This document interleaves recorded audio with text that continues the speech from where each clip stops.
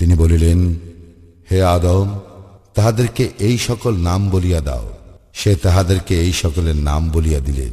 তিনি বলিলেন, আমি কি তোমাদেরকে বলি নাই যে আকাশ মণ্ডল ও পৃথিবীর অদৃশ্য বস্তু সম্বন্ধে আমি নিশ্চিতভাবে অবহিত, এবং তোমরা যাহা ব্যক্ত করো বা গোপন রাখো আমি তাহাও জানি।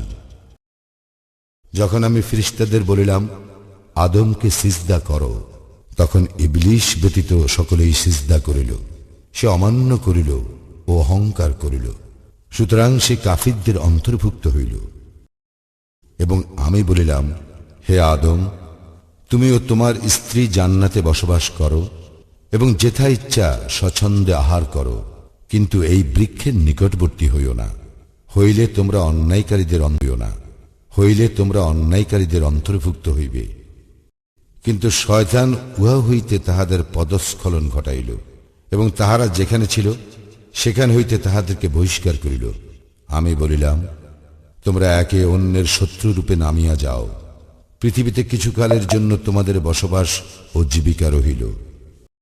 অতঃপর আদম তাহার প্রতিপালকের নিকট হইতে কিছু বাণী প্রাপ্ত হইল। আল্লাহ তাহার প্রতি ক্ষমা পরবশ হইলেন। নিশ্চয়ই তিনি অত্যন্ত ক্ষমাশীল, পরম দয়ালু। আমি বলিলাম, তোমরা সকলেই এই স্থান হইতে নামিয়া যাও। পরে যখন আমার পক্ষ হইতে তোমাদের নিকট সৎপথের কোন নির্দেশ আসিবে, তখন যাহারা আমার সৎপথের নির্দেশ অনুসরণ করিবে তাহাদের কোনো ভয় নাই এবং তাহারা দুঃখিত হইবে না। যাহারা কুফরি করিবে এবং আমার নিদর্শন সমূহকে অস্বীকার করিবে তাহারাই অগ্নিবাসী, সেখানে তাহারা স্থায়ী হইবে।